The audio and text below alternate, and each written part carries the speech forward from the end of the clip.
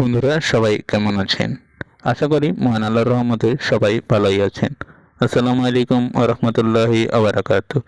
আজ আপনাদের সামনে উপস্থাপন করছি ৫টি গুরুত্বপূর্ণ হাদিস পর্ব ৩।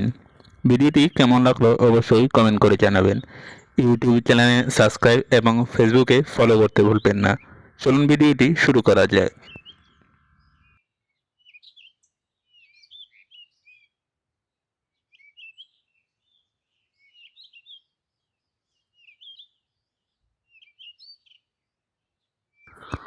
বন্ধুরা, ১ নম্বরে রয়েছে ইলমের ক্ষেত্রে সঠিক অনুধাবন।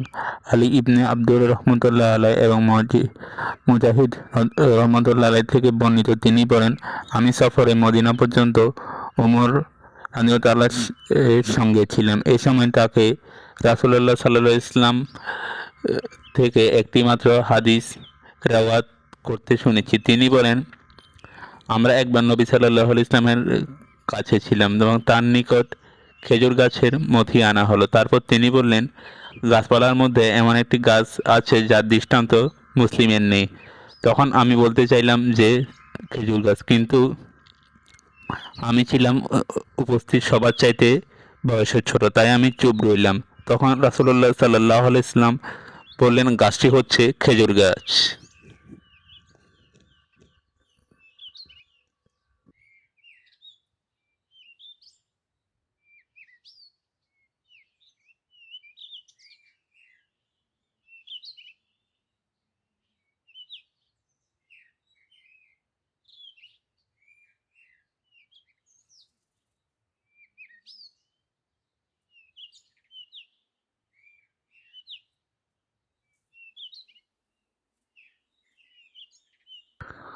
বন্ধুরা, ২ নম্বরটি হচ্ছে রোগ সম্পর্কে। আল্লাহ এমন কোনো ব্যাধি অবতীর্ণ করেননি যার নিরাময় কোনো উপকরণ সৃষ্টি করেননি। মোহাম্মদ ইবনে মাসনাহ রহমতুল্লাহ আলাইহি এবং আবু হুরায়রা রাদিয়াল্লাহু তাআলা সূত্রে নবী করিম সাল্লাল্লাহু আলাইহি ওয়াসাল্লাম থেকে বর্ণিত, তিনি বলেন, আল্লাহ এমন কোনো রোগ সৃষ্টি করেননি যার নিরাময়ে তিনি উপকরণ সৃষ্টি করেননি।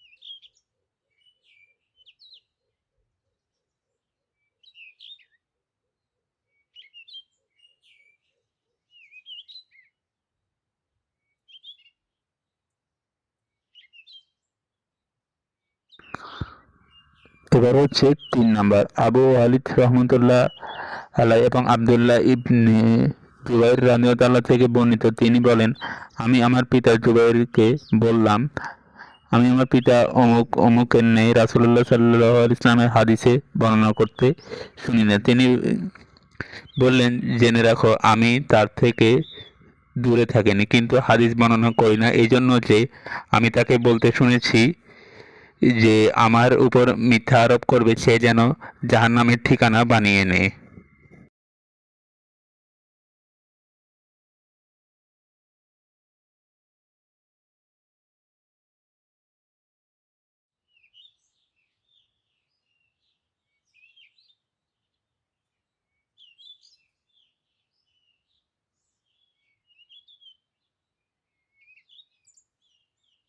বন্ধুরা, ৩ নম্বরে আরেকটি পাঠ রয়েছে, সেটা হচ্ছে আব্দুল ইবনে জাদাহ রহমতুল্লাহ আলাই এবং আলী রাদিয়াল্লাহু তাআলা থেকে বর্ণিত, তিনি বলেন, নবী মুহাম্মদ সাল্লাল্লাহু আলাইহি ইসলাম বলেছেন, তোমরা আমার উপর মিথ্যা আরোপ করো না, কারণ আমার উপর মিথ্যা আরোপ করবে সে জাহান্নামে প্রবেশ করবে।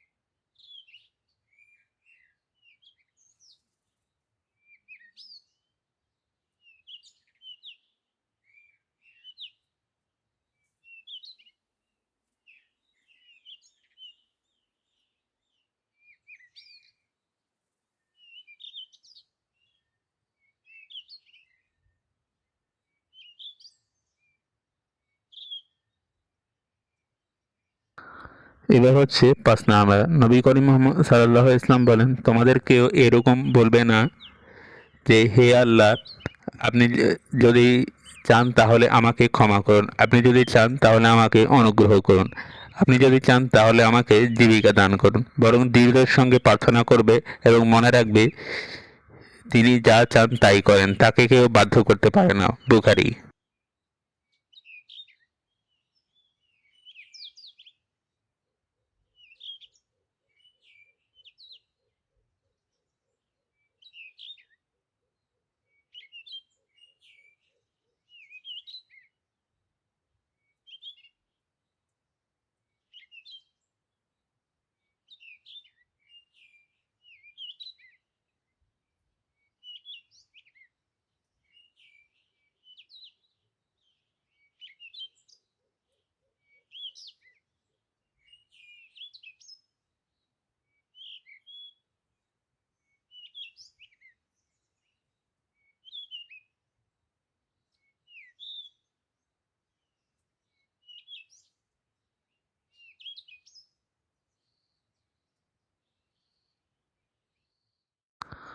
প্রিয় বন্ধুরা, ভিডিওর এই পর্যায়ে আপনাদের জন্য রয়েছে বোনাস একটি হাদিস। সেটা হচ্ছে, প্রার্থনা কবুল হবে দৃঢ় বিশ্বাস রাখো। তোমরা প্রার্থনা করবে এবং জেনে রাখো আল্লাহ তাআলা উদাসীন অন্তরের প্রার্থনা কবুল করেন না। তিরমিজি, হাকিম।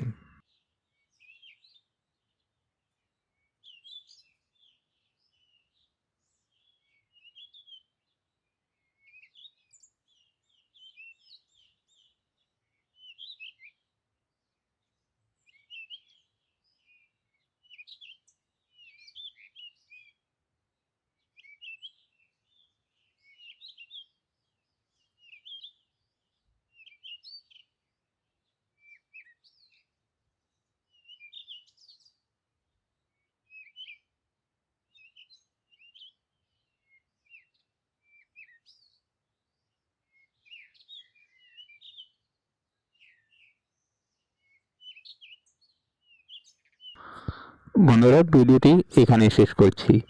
ভিডিওটিতে একটি লাইক দিয়ে যাবেন, কমেন্ট করুন আজকের এই ভিডিওটি আপনার কেমন লাগলো।